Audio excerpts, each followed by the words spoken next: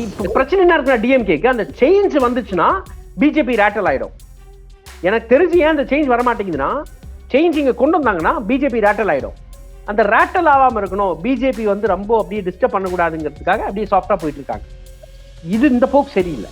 மம்தா பானர்ஜிக்கு எதிரியா தெரிகிற பிரதமர், பினராயி விஜயனுக்கு எதிரியா தெரிகிற பிரதமர், தமிழகத்தை மட்டும் எப்படி விருந்தாளியா தெரியாரு, எப்படி நண்பரா தெரியாரு அப்படின்ற கேள்வி எல்லாம் வைக்கப்படுது. இதெல்லாம் எப்படி எடுத்துக்கலாம்? நீங்க ப்ராமிஸ் பண்ணீங்க, வரவேற்றோம், நல்லது, சூப்பரா நடக்க போகுதுப்பா, ஏதோ ஒரு பெரிய மாற்றம் வரப்போகுது. இப்ப நீங்க பண்ணலையாத திருப்பி டிஎம்கே கேள்வி கேட்போம். பிஜேபி ஆப்வியஸ்லி கேள்வி கேட்டு தான் ஆகணும். நீங்க ஃபேப்ரிக் ஆஃப் தி கண்ட்ரியை கிழிக்கிறாங்க அவங்க. வணக்கம், நான் தேவா பாஸ்கர். இன்றைய நேர்காணலில் சமூக செயற்பாட்டாளர் திரு பியூஷ் மானஸ் அவர்கள். வணக்கம் சார். வணக்கம் தேவா. வணக்கம். Yes sir. சார், 11 புதிய மருத்துவக் கல்லூரிகளை திறப்பதற்காக பிரதமர் நரேந்திர மோடி ஜனவரி 12ஆம் தேதி தமிழகம் வர இருக்காரு.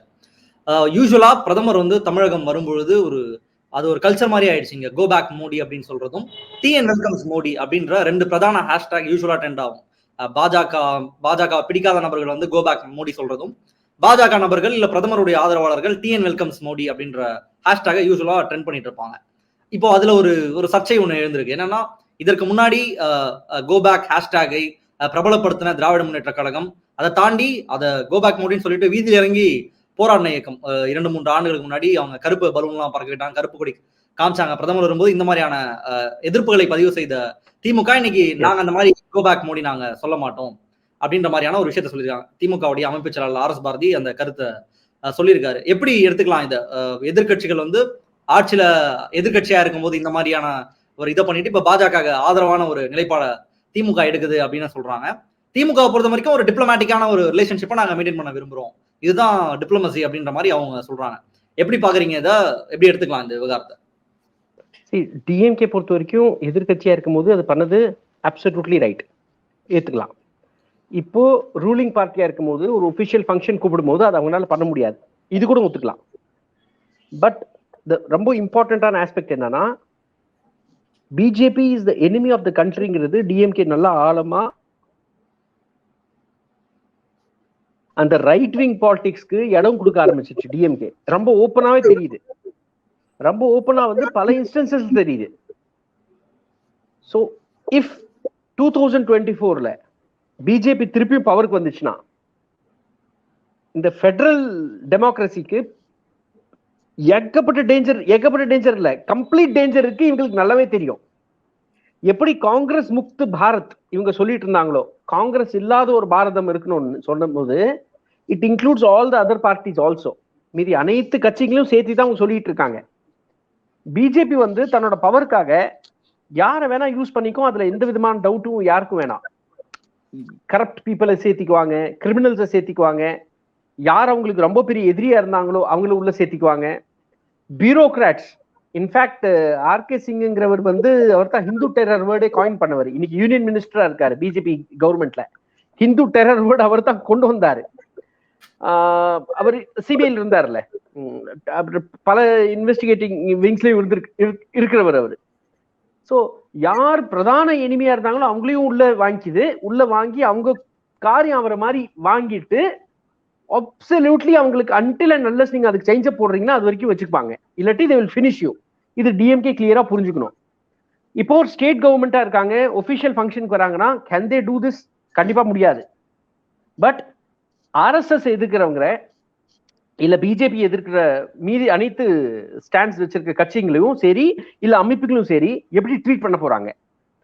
ராமகிருஷ்ணன் தோழர், நம்ம இங்க பெரியார் திராவிட கழகம் சேர்ந்தவர், கோயம்புத்தூர்ல ரொம்ப தந்தை பெரியார் திராவிட கழகம், ஆமா தந்தை பெரியார் திராவிட கழகம், அவரு இன்னைக்கு ரொம்ப கடுமையா இன்னைக்கு போலீஸ் ட்ரீட் பண்ணிருக்கு. ஸோ இவங்கெல்லாம் ஆக்சுவலி allies. நான் என் சூழ்நிலை சொல்லிடுறேன், எக்காரணத்துக்கும் ஏடிஎம்கே பிஜேபி பவருக்கு வரக்கூடாதுன்னு சொன்னால் நான்.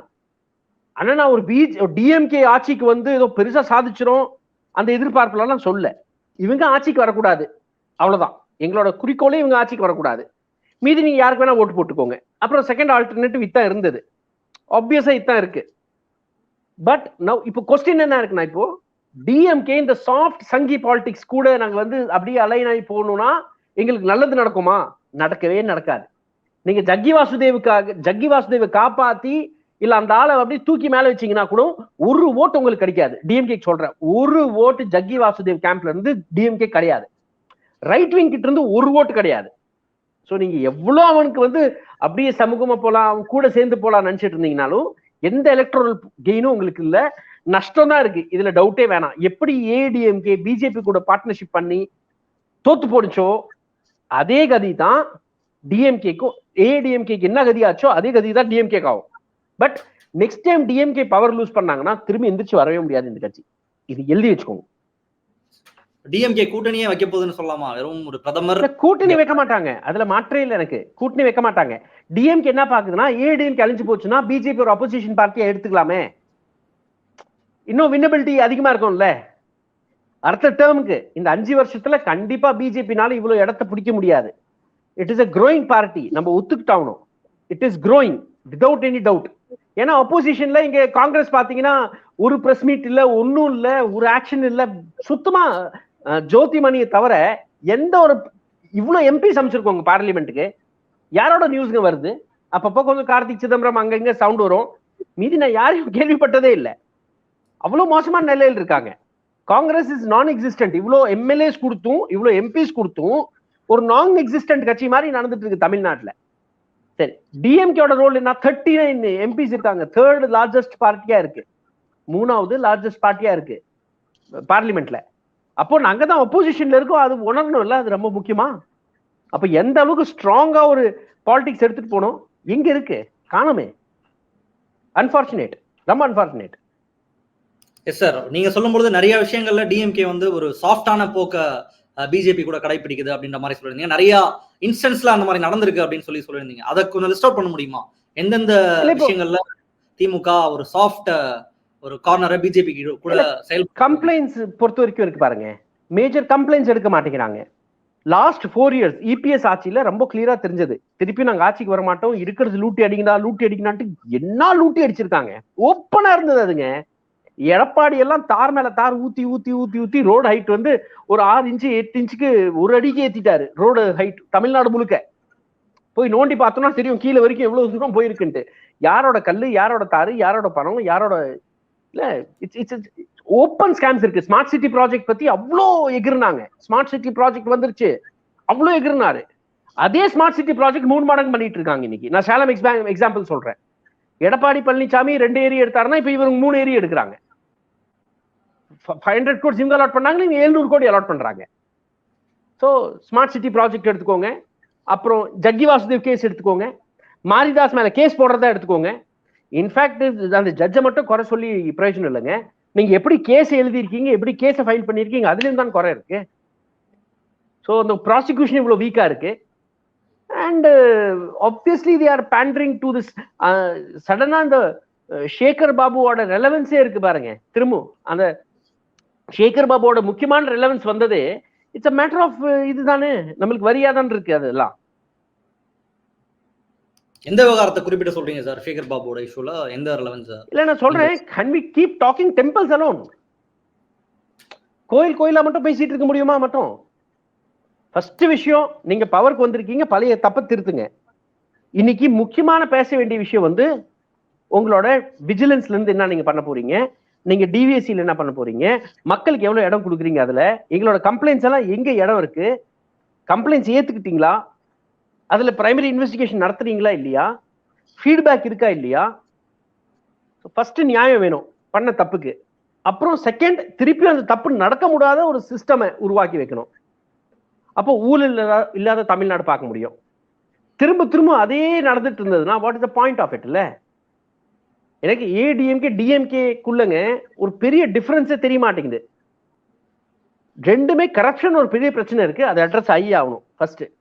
ரெண்டாவது, இப்ப பிஜேபி வந்ததுக்கு அப்புறம் 2 பேரும் இந்த மெஜாரிட்டேரியன் ஹிந்து சென்டிமெண்ட்டுக்கு ரொம்ப பேண்டரிங் பண்ணிட்டு இருக்காங்க. அதுவும் இப்ப கேடி ராகவன் மேல இந்நேரம் கேஸ் ஏன் போடலங்க? இவ்வளவு ஸ்ட்ராங்கா கேஸ் கொடுத்துருக்கோம் கேடி ராகவன் மேல. நாத்திகன் கர்பூர் கூட்டத்தோட ஒரு முருகனோட பாட்டு விளக்கி சொன்னதுக்கு குண்டாஸ்ல போனார், உள்ள போனார், அப்புறம் பெயில் கிடைச்சது 8 மாசம் கழிச்சு. இங்க கேஸை ரெஜிஸ்டர் பண்ண முடியலையே. சோ அந்த ஹிந்துத்துவ அஜெண்டா இருக்கு பாருங்க, அந்த ஹேட்ரடோட அஜெண்டா, அது ரொம்ப ரொம்ப டேஞ்சரஸா இருக்கு. அனைத்து மதத்துக்கும் இங்க பிராக்டிஸ் பண்றதுக்கு இடம் இருக்கணும். கர்நாடகால ஆரம்பிச்சுட்டாங்க சர்ச் நொறுக்கிறது. யூபியில இப்போ வந்து நாங்க திருப்பி மதுரா கட்ட போறோம். சிஎம்ஏ சொல்றோம் அப்படி மஸ்ஜித் உடைச்சு கோயில் கட்ட போறோம், முஸ்லிம்ஸை வெட்ட போறோம், குத்த போறோம், இதெல்லாம் ஆரம்பிச்சுட்டாங்க. ஸோ அந்த பாலிடிக்ஸ்க்கு எப்படி இங்க இடம் கொடுக்க முடியும்? திருப்பியும் மீடியா கிட்ட இருந்து ரொம்ப பெரிய வருத்தம் இருக்கு. சடன்லி என்னாச்சுன்னு தெரியல, அண்ணாமலை வாட்டுக்கு பிரஸ் மீட் கொடுக்குறாரு, எந்த ஒரு கேள்வியும் கேட்க மாட்டேங்கிறாங்க. பேசிக் கேள்வி வர மாட்டேங்குது. தமிழ் மீடியா அவர் சொன்ன மாதிரி நீட்டா கண்ட்ரோல் பண்ணிடுச்சு பிஜேபி. 6 months டைம் சொன்னாரு, எனக்கு தெரிஞ்சு 6 months முன்னாடியே கண்ட்ரோல் பண்ணிட்டாரு. எஸ் சார், திமுக பொறுத்த வரைக்கும் அவங்க சொல்ற விஷயம்ன்றது, பிரதமர் இங்க வராரு அப்படின்னா நாங்க வந்து ஒரு கவர்மெண்ட், எல்லாராலையும் எலெக்ட் பண்ணப்பட்ட ஒரு கவர்மெண்ட், அதுல நாங்க வரவேற்கிறோம். ஆனா கருத்தியல் ரீதியா எந்த இடத்துலயும் வந்து நாங்க விட்டு கொடுக்கல தமிழகத்தை. கருத்தியல் ரீதியா திமுக சண்டை போட்டு தான் இருக்கு. இப்ப நீட் விவகாரத்துல நாங்க விட்டு கொடுத்துட்டோமா, அந்த மாதிரி நாங்க ஃபைட் பண்ணிட்டு தானே இருக்கோம். பட் இந்த மாதிரி விஷயங்கள்லாம் நாங்க வந்து கோஆபரேட் பண்ணி தான் ஆகணும், அப்படிதான் இருக்கணும். இதுதான் மக்களுக்கு, தமிழக மக்கள் அது நம்ம டிமாண்டே சொல்லுங்க. நீங்க ஒரு பிரதமர் வராது, ஒபிஷியல் ஃபங்க்ஷன் இருக்கு, ஒரு ஒபிஷியல் ப்ரோட்டோகால் இருக்கு, நீங்க பண்ணித்தான் ஆகணும். அப்புறம் நம்மளுக்கு ஜிஎஸ்டி பணம் வர வேண்டியது இருக்குன்னா பினான்ஸ் மினிஸ்டர் கிட்ட இருந்தா வந்தாகணும். இதெல்லாம் ஒபிஷியலா நீங்க கண்டக்ட் பண்ற நம்ம இப்போ கலெக்டரேட் இருக்குன்னா அதிகமா சென்ட்ரல் கவர்மெண்ட் ஸ்கீம்ஸ் தான் சேனல் பண்ணிட்டு இருப்பாங்க. நம்ம வரி பணம் சென்ட்ரல் கவர்மெண்ட் போ, சென்ட்ரல் கவர்மெண்ட் இருந்து வரி பணம் திரும்பி வரும். இன்னைக்கு பாத்ரூம் கட்டுறதா இருந்தாலும் சரி, ரோட் ஸ்கீம்ஸா இருந்தாலும் சரி, ஃபண்ட்ஸ் எல்லாமே சென்ட்ரல் கவர்மெண்ட் தான் வந்தாகணும். ஸோ அதுல யாருமே வேணாம்னு சொல்ல உங்களை. பட் ஒரு ஹார்டு கோரான ஒரு இடம் இருக்குல்ல, அர்ஜுன் சம்பத் மாதிரி ஆளுங்க ஒரு இடத்த பிடிச்சிட்டு கையா முயான்னு கத்துறது இருக்கு பாருங்க, அது எப்படி கண்ட்ரோல் பண்ணிருக்கீங்க நீங்க? எங்க கண்ட்ரோல் ஆயிருக்கு? எந்த ஒரு கேஸ் அர்ஜுன் சம்பத் வந்து எட்டி உதச்சதுக்கு 1001 ரூபாய் கொடுக்குறா, அப்படி ஏன் அரெஸ்ட் ஆகல? ஒருத்தர் ப்ரொவோக் பண்றீங்க வயலன்ஸ்க்கு, வயலன்ஸ் நடந்துருச்சு, வயலன்ஸ் நடந்ததுக்கு இவர் காசும் கொடுக்குறாரு, ஏன் அரெஸ்ட் ஆகல அந்த மனுஷன் இது வரைக்கும்? பண்ணும்ல, சட்டத்தை தன்னோட கடமையை செய்ய விடுங்க, அவ்வளவுதான். ஆரம்பத்துல இருந்து கேட்டுட்டு இருக்கேன், பவருக்கு வந்த உடனே கேட்டேன், இதே தான் சொல்லிட்டு இருக்கேன், சட்டத்தை தன்னோட கடமையை செய்ய விடுங்க. ஃபர்ஸ்ட் கோவிட் நீங்க, கோவிட் முடிஞ்சது, அப்புறம் செட்டில் ஆகணும் நீங்க, அப்புறம் ஃப்ளட் வந்தது, ஃப்ளட் செட்டில் ஆயிடுச்சு, இதுக்கப்புறம் கூட அந்த ரெஸ்பான்ஸ் கரெக்டா வரலையே இன்னும். அந்த இப்ப பிரச்சனை என்ன இருக்குன்னா டிஎம்கேக்கு அந்த சேஞ்ச் வந்துச்சுன்னா பிஜேபி ரேட்டல் ஆயிடும். எனக்கு தெரிஞ்சு ஏன் அந்த சேஞ்ச் வர மாட்டேங்குதுன்னா, சேஞ்ச் இங்க கொண்டு வந்தாங்கன்னா பிஜேபி ரேட்டல் ஆயிடும். அந்த ரேட்டல் ஆகாம இருக்கணும், பிஜேபி வந்து ரொம்ப அப்படியே டிஸ்டர்ப் பண்ணக்கூடாதுங்கிறதுக்காக அப்படியே சாஃப்டா போயிட்டு இருக்காங்க. இது இந்த போக்கு சரியில்லை. சார், கடந்த ஆட்சியில பிரதமர் வரும்பொழுதெல்லாம் இந்த மாதிரியான கோ பேக் மோடி அப்படின்ற ஹேஷ்டாக் ட்ரெண்ட் ஆகும். இது தமிழகத்துல தொடங்கி இது இந்தியா முழுவதும் பரவ ஆரம்பிச்சது. கொல்கட்டால பண்ணாங்க, கேரளால இந்த மாதிரி விஷயங்கள் பண்ணாங்க, இது ஃபுல்லா இதுவாயிடுச்சு. இப்போ எதிர்கட்சி தலைவர்கள்லாம் பலர் கேள்வி கேட்கிறாங்க. இப்போ டிடிவியா இருக்கட்டும், சீமானா இருக்கட்டும், இப்போ இன்னைக்கு வந்து நேற்று உங்களுக்கு எதிரியா இருந்தாரு, இன்னைக்கு வந்து விருந்தாளியா இருக்காரு, நாளைக்கு உங்க நண்பராக போறாரா அப்படின்ற கேள்வி வைக்கிறாங்க. இன்னொரு பக்கம் இல்ல ஒரே ஒரு கேள்வி, இந்த கோ பேக் மோடி அப்படின்றதெல்லாம் ஒரு ஆக்கப்பூர்வமான விஷயம் கிடையாது, இதெல்லாம் பண்ணக்கூடாது, ஆக்கப்பூர்வமா சண்டை போடணும் நான் கடந்த காலத்துல சொன்னப்போ நீங்க பாஜகவோட பி டீம், அதனாலதான் அப்படி பேசுறீங்க, நாங்க இப்படிதான் சண்டை போடுவோம்னு சொன்ன திமுக இப்ப இன்னைக்கு வந்து நாங்க சொல்ல மாட்டோம் அப்படின்னா உங்களை வந்து நாங்க பாஜகவோட பி டீம்னு சொல்லலாமா அப்படின்ற மாதிரியான கேள்விகள்லாம் எழுது. அதே மாதிரி மம்தா பானர்ஜிக்கு எதிரியா தெரிகிற பிரதமர், பினராயி விஜயனுக்கு எதிரியா தெரிகிற பிரதமர் தமிழகத்தை மட்டும் எப்படி விருந்தாளியா தெரியாரு, எப்படி நண்பரா தெரியாரு அப்படின்ற கேள்வி எல்லாம் வைக்கப்படுது. இதெல்லாம் எப்படி எடுத்துக்கலாம்?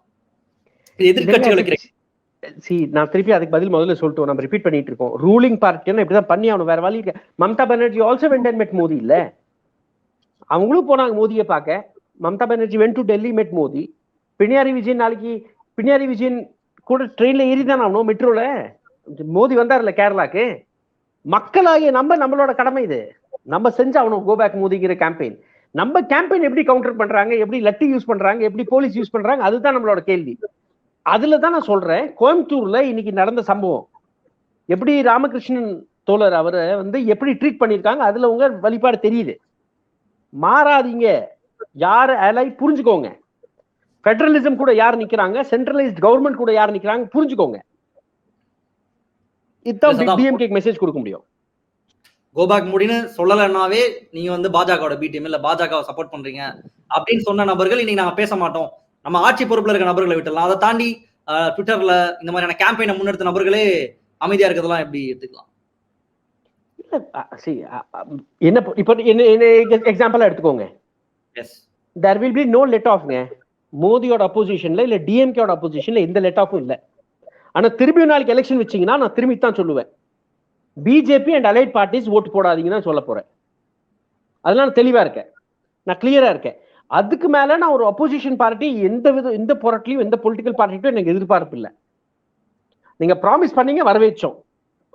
நல்லது, சூப்பரா நடக்க போகுதுப்பா, ஏதோ ஒரு பெரிய மாற்றம் வரப்போகுது. இப்ப நீங்க பண்ணலையாத திருப்பி டிஎம்கேவும் கேள்வி கேட்போம். பிஜேபி ஆப்வியஸ்லி கேள்வி கேட்டு தான் ஆகணும். நீங்க ஃபேப்ரிக் ஆஃப் த கண்ட்ரியை கிழிக்கிறாங்க அவங்க.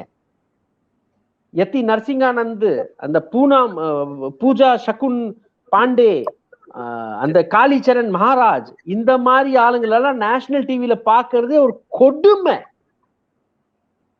300 சர்ச் அடிபடுது இன்னைக்கு. 300 சர்ச்சை இடிக்கிறான். நமாஸ் படிக்க கூடாதுங்கிறான். இது ஹிந்து ராஷ்டிர ஆக்குவோங்கிறாங்க. எந்த மாதிரி ஒரு நாடா மாறிட்டு இருக்கோம். இங்க நாடுக்கே ஒரு பெரிய, இந்த இந்தியாவோட ஐடென்டிட்டிக்கே ஒரு பெரிய கொஸ்டினா வைக்கிறாங்களே. முட்டா பசங்க, புரிஞ்சுக்க முடியல இவங்கனால. நாளைக்கு நான் சிம்பிளா கேட்கறேங்க, நீங்க இருக்கிற கிறிஸ்டியன்ஸ் எல்லாம் அடிச்சிடுவீங்க. நாளைக்கு ஹிந்துஸ் வந்து அமெரிக்கால இருக்கிற ஹிந்துஸ் கிறிஸ்டியன்ஸ் பிடிச்சி அடிச்சாங்கன்னு என்ன பண்ணுவீங்க? ரொம்ப பெருமையா சொல்றீங்க அபுதாபியில் நாங்க கோயில் கட்டியிருக்கோன்ட்டு. அந்த கோயில்ல பூந்து திருப்பி இடிச்சானா என்ன பண்ணுவீங்க நீங்க? ரெஸ்பாண்ட் பண்ணுவாங்கல்ல அவங்களும். ஒரு நாள் ரெஸ்பாண்ட் பண்ணாம இருப்பாங்க. சரி, இந்தியால உள்ள இங்க ஒரு சிவில் வார் நடந்தா நீங்க என்ன பண்ணுவீங்க? நீ 100 கோடி நீங்க இருக்கீங்க, எதிரில் ஒரு 20 கோடி இருக்காங்க, நீங்க தோத்துருவீங்க. 20 கோடி மக்கள் தோப்பாங்க. போர் நடந்ததுன்னா இங்க தோப்பாங்க. ஆனா நாடு ஒரு செகண்ட் இந்த 100 கோடி மக்கள் ஜெயிச்சாலும் இந்த நாடு தோக்கும். இந்த 100 crore people ஜெயிச்சாலும் அந்த போர்ல இந்த நாடு தோக்கும். திருப்பி ஜெயிக்கிறதுக்கும் வாய்ப்பு இல்லை வச்சுக்கோங்க. சிவில் வார்ல யார் ஜெயிச்சிருக்காங்க இது வரைக்கும்? அழிவு பாதைக்கு எடுத்து போயிட்டு இருக்காங்க. ஒரு அழிவு பாதைக்கு ரொம்ப தெளிவா எடுத்துட்டு போயிட்டு இருக்காங்க. 2 சட்டம், சங்கிக்கு ஒரு சட்டம், நான் சங்கிக்கு ஒரு சட்டம், அப்படிதான் போயிட்டு இருக்கு. இது ரொம்ப ரொம்ப ரொம்ப வேதனையா இருக்கு. ஸோ டிஎம்கே விமர்சனம் பண்றது நம்ம எந்த ஐடியாலஜிக்கல் பாயிண்ட்ல பண்றோமா, கரப்ஷன் பாயிண்ட்ல பண்றோமா, இதுல பண்றோம். இவங்க எல்லாத்துக்கும் அப்பனா இருக்கான், கரப்ஷனுக்கு அப்பனா இருக்கான். ரொம்ப நாளா ஃபக்கீர் ஆதமின்னு சொன்னா அப்படி மோடி. நான்லாம் என்னங்க, நல்லா ஏழை பையங்க, எனக்கெல்லாம் என்னங்க ஒரு சும்மா ஒரு துண்டு எடுத்துட்டு நான் பாட்டுக்கு திருப்பி கிளம்பிடுவேங்க வெளியேன்னு சொன்னா அப்படி. இன்னைக்கு என்ன மர்சிடிஸ் காரு, அது ஒரு கார் மட்டும் இல்ல, அதுக்கு பின்னாடி அந்த 5 கார் வேலை. வருஷத்துக்கு ஒரு கார் மாத்திட்டு இருக்கா மனுஷன். இப்ப 12 கோடிக்கு ஒரு காரு, 8,000 கோடிக்கு ஒரு 16,000 கோடிக்கு 2 ஏர்கிராப்ட், 20,000 கோடிக்கு பார்லிமெண்ட்டுக்கே போவாத பிரதமர் இவரு. பார்லிமெண்ட் அட்டென்ட் பண்றது இல்ல, 20,000 கோடி பார்லிமெண்ட் மேல செலவு பண்ணும். அன்எம்ப்ளாய்மெண்ட் இங்க போய் நிக்குது. நம்ம அன்எம்ப்ளாய்மெண்ட் ஃபிகர்ஸ் போய் எங்க நிக்குது? நம்ம எந்த மாதிரி ஒரு சூழல்ல போயிட்டு இருக்கோம்? எத்தனை மக்களுக்கு இன்னைக்கு அத்தியாவசியமா தேவை இருக்கு? ஒரு பேசிக் லிஃப்ட் பண்ற வேண்டிய அவசியம் இருக்கு. ஹவுசிங் எவ்வளவு ப்ரொவைட் பண்ண வேண்டியது இருக்கு. இன்ஃப்ராஸ்ட்ரக்சர் இன்னும் எவ்வளவு வர வேண்டியது இருக்கு. Meaningful infrastructure. இவர் ஃப்ரெண்ட்ஸோட இன்ஃப்ராஸ்ட்ரக்சர் நான் சொல்ல. பட் இதெல்லாம் இல்ல. மனுஷன் மாட்டுக்கு ஒரு இதுல ஃப்ளோல இருக்காரு. விற்கணும் நாட, பாரத் மாதா கி ஜெய் சொல்லணும், விற்கணும் நாட, பாரத் மாதா கி ஜெய் சொல்லணும், நடத்திட்டு இருக்காங்க. எஸ் சார், இப்போ நீங்க சொல்ல மாதிரி இந்த ஹேட் ஸ்பீச் அதற்கான கவுண்டர்ஸ்லாம் நடந்துட்டு தான் இருக்கு. எல்லாரும் நேஷனல் மீடியால அதை பத்தி கொஞ்சம் பேச பொருளாச்சு. இதை தாண்டி ஒரு இதை கவுண்டர் பண்றதுக்கு தேவா நேஷனல் மீடியால பேசு பொருள் ரொம்ப லேட் ஆச்சு தேவா, ரொம்ப ரொம்ப லேட் ஆச்சு. சாரி. அண்ட் தமிழ் மீடியால சுத்தமா பேச்சு பொருளா மாறல. இது வருத்தமா இருக்கு. இப்போ இதை தாண்டி நீங்க சொன்ன மாதிரியே இப்போ இஸ்லாமியர்களுக்கு அடுத்து திரும்ப கிறிஸ்தவர்களை குறிவைக்க ஆரம்பிச்சிருக்காங்களா அப்படின்ற கேள்வியும் எழுது. ஏன்னா மதர் தெரசாவுடைய அந்த ட்ரஸ்ட்டுக்கு வர்ற ஃபண்ட்ஸ் வந்து பிளாக் பண்ணப்பட்டு மிஷனரிஸ் ஆஃப் சேரிட்டிக்கு வர வேண்டிய அந்த விஷயங்கள். அதுக்கப்புறமா ரெண்டு பக்கமும் மாத்தி அறிக்கைகள் வந்து சில டிஸ்டர்பன்சஸ் இருக்கு அப்படின்னு சொன்னாங்க. அதை தாண்டி இந்த கிறிஸ்துமஸ் தினத்தன்றே நிறைய அந்த டிஸ்டர்பன்சஸ் நிறைய சர்ச்சஸ்ல சாண்டா கிளாஸ் உடைய எஃபிஜிஸ் எல்லாம் எரிக்கப்படுது. இதெல்லாம் நடந்துட்டு இருந்துச்சு. இதெல்லாம் எப்படி பாக்குறீங்க? இப்ப இஸ்லாமியர்களை தாண்டி அடுத்து இந்துத்துவம் பேசுற நபர்கள் இல்ல இந்துத்துவ அந்த தலைவர்கள் கிறிஸ்தவர்களை குறிவைக்க ஆரம்பிச்சிட்டாங்களா? இல்ல, கிறிஸ்தவரை வந்து ரொம்ப ரொம்ப முதல்ல குறி வச்சுட்டு இருக்காங்க. நீங்க இது வந்து பிஜேபி ரூல்ல மட்டும் இல்லைங்க, காங்கிரஸ் ரூல்லயும் இருந்தது. அதுல டவுட்டே வேணாம் நம்மளுக்கு. ஆனா அந்த வன்மத்துக்கு வந்து மெயின் ஸ்ட்ரீம் இது கொடுக்கறது இல்லை. ஒரு மதத்திலையும் இந்த வீணா போன டிக்கெட்டுங்க நிறைய இருக்குங்க. மதவாதிகள் ஒரு மதத்திலையும் இருக்கிறது தான் தீரும், அதுல டவுட்டே வேணாம். நம்ம இந்த கிறிஸ்டியன் அட்டாக் பத்தி நான் பேசும்போது ஒருத்தன் கமெண்ட் போடுறான், ராமலிங்கம் பத்தி ஏன் பேசல? என்னோட கேள்வி என்னன்னா, first Ramalingam was aggressor or was he attacked? அவர் அக்ரெசரா இருந்தாரு, முஸ்லிம்ஸை போய் ப்ரொவோக் பண்ணாரு. சரி. செகண்ட், கொலை பண்ணது பெரிய தப்பு, அதுல மாற்றே இல்லை, டவுட்டே இல்லை, திருப்பி அட்டாக் பண்ணிருக்க கூடாது. அட்டாக் பண்ணாங்க, அதுக்கு அரசாங்கம் நடவடிக்கை எடுக்கலையா? இது வரைக்கும் அவங்க வெளியே வரல, இது வரைக்கும் பிரிசன் இருந்து வெளியே வரல, இது வரைக்கும் பெயில் கொடுக்கல அவங்களுக்கு. யூஏபிஎல் எடுத்து உள்ள போட்டிருக்காங்க. சோ புரிஞ்சுக்க மாட்டேங்கிறாங்க இங்க இருக்கிற மக்கள். நீ ஹிந்து மக்கள் பத்தி வந்தா மட்டும் பேசுறது இல்லைங்க, அப்படி இல்லை. ஒரு சமூகத்துல நாங்க வேலை செய்யும் போது, ஹியூமன் ரைட்ஸ்க்காக பாடுபடும் போது அது டினை ஆனாதான் நம்ம குரல் எழுப்பணும். கிரைம்ஸ் நடந்துட்டே இருக்கு நாட்டுல, அதை ஸ்டேட் வந்து காக்னிசன்ஸ் எடுத்து அதுக்கு நடவடிக்கை எடுத்துருச்சுன்னா அதை பத்தி பேச அவசியம் இல்லை. பென்னிக்ஸ் ஜெயராஜ் பத்தி என்னைக்கு பேச வேண்டியது இருந்தது? எந்த நடவடிக்கை எடுக்காமனால அதை பத்தி சத்தம் போட வேண்டியதா இருந்தது. அப்புறம் ரொம்ப பெரிய ஒரு பிரச்சனை ஆகித்தான் அதுல ஆக்ஷன் எடுத்தாங்க. இதுக்கு முன்னாடி ஸ்டேட் ஆக்ஷன் எடுக்கல. இப்ப விஷயம் இதுதான், ஸ்டேட் கன்வீனியன்ஸ்ல நடக்குதா இல்ல மதவாதம் அல்லாத்துக்குள்ளேயே இருக்கு. நம்ம 1947ல சுதந்திரம் வாங்கின உடனே 10 லட்சம் பேர் ஒருத்தர் சண்டை போட்டு செத்து போயிருக்கோம். ஆனா ஸ்டேட்டோட ரெஸ்பான்ஸ் என்ன இருக்கு? இதுக்கு இதுதான் பெரிய கேள்வியா இருக்கு. இன்னைக்கு ஸ்டேட் வந்து கல்யூட் ஆகுது. அரசாங்கம் வந்து இந்த மதவாதி சக்திகள் கூட சேர்ந்து கலவரத்துக்கு தூண்டி விடுறாங்க. நரேந்திர மோடி காசி விஸ்வநாத் கோயில்ல எதுக்காக ஓரங்கசீப் பேர் எடுக்கணும்? எதுக்காக அங்க சொல்லணும் சிவாஜி மகாராஜ் வந்தாரு, ஓரங்கசீப் தோக்கடிச்சாரு? எப்பப்போ ஓரங்கசீப் எந்திரிப்பாரோ சிவாஜி வருவாரு. அதே மாதிரி தீவிரவாதம் எந்திரிச்சா நம்ம வருவோம். எப்பா சாமி மோடி ஐயா, முகல் சாம்ராஜ்யத்துல அந்த 200 வருஷம் சாம்ராஜ்யம், அதோட கம்மியா அவங்க ஆண்டாங்க இந்த நாடை. 1528ல இருந்து 1700 வரைக்கும் ஆண்டாங்க. அந்த டைம்ல GDP we were 25% of the world GDP. இன்னைக்கு நீங்க கடங்காரனா ஆக்கிருக்கீங்க நாட்டை. உங்க ஜிடிபி ஃபிகர்ஸ் 5% இருந்தாலும் நம்ம பெரிய கடன்ல இருக்கோம்.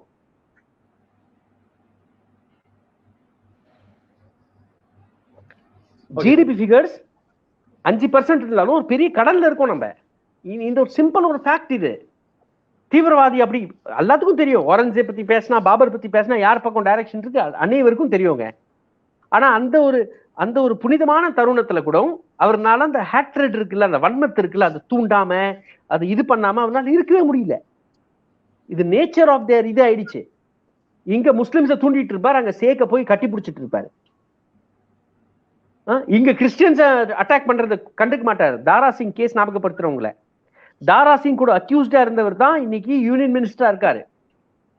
தாரா சிங் யாருன்னா அந்த ஜீப்ல அந்த ஆஸ்திரேலியன் மிஷனரிஸை எரிச்சவர், 2-3 குழந்தைங்களையும் அவரோட ஃபாதரையும்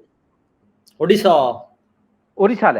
S, it's a very sad thing. இவ்வளோ ஒரு இன்னைக்கு இருக்கிற அட்டாக்ஸோட என்ன கவலை இருக்குன்னா, there is no action. Cases file பண்ண மாட்டேங்கிறாங்க. அட்டாக் ஆயிடுச்சா பரவாயில்ல, ஆயிட்டு போகுதுங்கிறான். இதுதான் ரொம்ப கவலைக்குரியான விஷயமா இருக்கு. சோ புரிஞ்சுக்கோங்க நேயர்களுக்கு சின்னதா சொல்லிடுறேன். நாளைக்கு ஹிந்துஸ் அட்டாக் ஆனாலும் ஆக்ஷன் எடுக்கலனாலும் நாங்க தான் இறங்கி பேச போறோம். பட் ஒரு ஸ்டேட் தன்னோட ரெஸ்பான்சிபிலிட்டி ஃபுல்ஃபில் பண்ணிடுச்சுன்னா நாங்க எதுக்கு பேசணும்? ஸ்டேட்டோட ரெஸ்பான்சிபிலிட்டி ஃபுல்ஃபில் ஆயிடுச்சுன்னா முடிஞ்சது அதோட கதை. அது ஒரு டெட்டரண்டா இருக்கும். கிரைமை நிறுத்த முடியாது, டெட்டரண்டா வைக்க முடியும். எக்ஸாம்பிளா வச்சிட்டோம்னா திருப்பியும் கிரைம் நடக்காது ஒரு அளவுக்கு. அதான். எஸ் சார், தொடர்ந்து பேசுவோம். இன்னைக்கு இந்த ரீசெண்ட் பாஸ்ட் நடந்த விஷயங்கள் தொடர்பா உங்களோட இந்த நிகழ்ச்சியில கலந்துட்டு உங்களுடைய கருத்துக்களை பகிர்ந்தமைக்கு ரொம்ப ரொம்ப நன்றி சார். ரொம்ப நன்றிங்க தேவா, ரொம்ப நன்றி.